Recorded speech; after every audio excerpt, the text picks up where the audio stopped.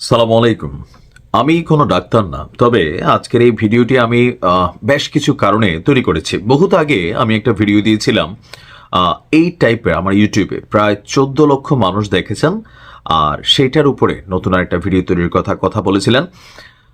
আজকে যারা বিবাহিত পুরুষ অথবা নারী আছেন, আপনাদের জন্য এই ভিডিওটি যদি মনে হয় যে গুরুত্বপূর্ণ, তাহলে ভিডিওটি শেয়ার করে দিতে পারেন এবং আপনার টাইমলাইনে সেভ করে রাখতে পারেন। এই মুহূর্তে ধরেন মার্কেটের মধ্যে নানান ধরনের ঔষধ আছে, যা বিবাহের পরে আমরা যারা ইয়াং জেনারেশন আছি অথবা একটু মধ্যবয়স্ক আছি অথবা একটু বয়স হয়ে গেছে, শারীরিক নানান ধরনের সমস্যায় ভুগি। এর মাঝখানে একটা সমস্যা হচ্ছে যৌন স্বাস্থ্য। এখন এই বিষয়গুলো নিয়ে কথা বলতে গেলে অনেকে নানান ধরনের টিপ্পনি কাটেন, কিন্তু বিষয়গুলো নিয়ে তলে তলে কলিকাতা হার্বাল বা অনলাইন অফলাইনে নানান ধরনের পেজে আপনারা মেসেজ দিয়ে প্রতারিত হচ্ছেন, আর এটা কাউকে বলাও যাচ্ছে না, কারণ কাজটা করতেছেন তলে তলে। তো সেই তলে তলে কাজ করার আর দরকার নেই। আমরা আজকের ভিডিওতে আপনাদেরকে এমন একটা প্রাকৃতিক বিষয় নিয়ে প্রাকৃতিক একটা উপাদান নিয়ে কথা বলছি, যেটা আপনার হাতের কাছে আছে, বাট জিনিসটা হয়তোবা আমরা শুধু তরকারির মধ্যে খাই, আর আমাদের অনেক বোনেরা রূপচর্চার জন্য আপনার হচ্ছে যে মুখের মধ্যে ব্যবহার করে। নিশ্চয়ই বুঝতে পারছেন, নামটা হচ্ছে কাঁচা হলুদ। এখন আসুন, কেন এই কাঁচা হলুদ বিবাহিত পুরুষ বা নারী দুইজনের জন্যই খুবই গুরুত্বপূর্ণ। বাংলাদেশের জনগণ, আমরা যারা আছি মধ্যবিত্ত বা দরিদ্র লেভেলে আসলে বেশিরভাগ বসবাস করি, আমাদের যে জীবনযাত্রা, প্রতিদিন আমাদের এই শরীরের জন্য যে পুষ্টির প্রয়োজন, আপনি কি খান?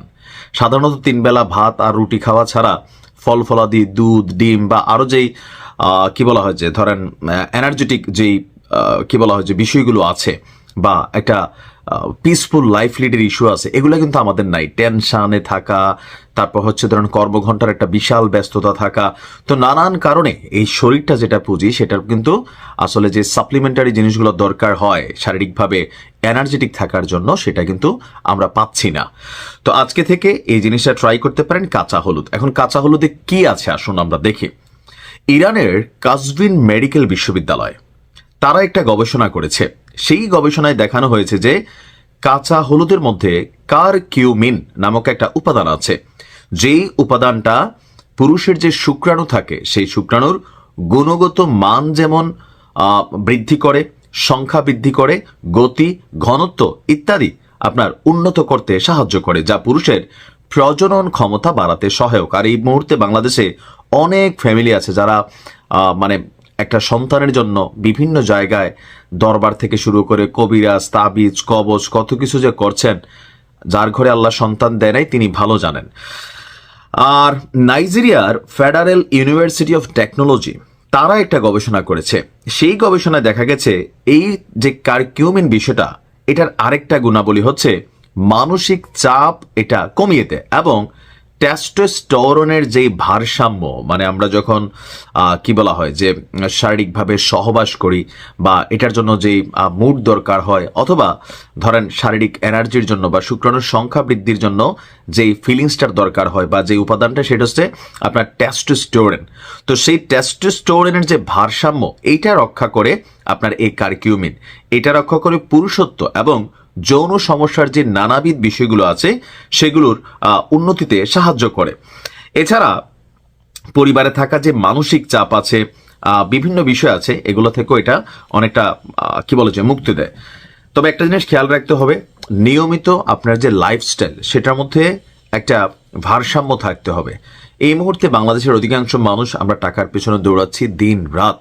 এই যে বডিটা আছে, এটার প্রতি কেয়ারিং করা বা একটু ভালো মন্দ খাওয়া, অথবা ধরেন যে স্বল্প বেতনে চাকরি করি, সেখান থেকে পুরোটাই সেভিংস অথবা ভবিষ্যৎ, মানে ব্লা ব্লা ব্লা, আমরা কিন্তু এই ক্রাইটেরিয়াতে ছুটছি। শুধুমাত্র বাংলাদেশে থাকা না, প্রবাসীদের মধ্যেও আছে। তবে বিদেশে আমরা যারা থাকছি, আমরা যা খাচ্ছি, এই জিনিসগুলা যেমন একটা ভেরিফাইড খাবার হয় বা খাবারের মধ্যে কোনো রকম ভেজাল নেই, কিন্তু আমাদের বাংলাদেশে যেটা হয়, আপনি যাই খাচ্ছেন প্রত্যেকটা জিনিসের মধ্যে কিন্তু ভেজাল আছে। আবার অনেকেই হস্তমৈথুন থেকে শুরু করে নানান ধরনের অ্যাক্টিভিটিতে জড়িত আছেন, আপনি নিজেও জানছেন না যে আস্তে আস্তে আস্তে আস্তে আপনি আপনার পুরুষত্ব হারাচ্ছেন, এবং কি আফটার 30 to 35 আফটার আপনি সন্তান জন্মদানে আপনি সক্ষমতা হারিয়ে ফেলবেন।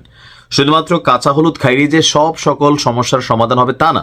আপনাকে ধূমপান এটাও একটা ইফেক্ট ফেলে। যারা অ্যালকোহল নিচ্ছেন অথবা ফ্যান্সিডিল খাচ্ছেন, বিভিন্ন নেশাদ্রব্য নিচ্ছেন, আপনি কিন্তু আস্তে আস্তে নিজের পায়ে নিজে কুড়াল মারছেন।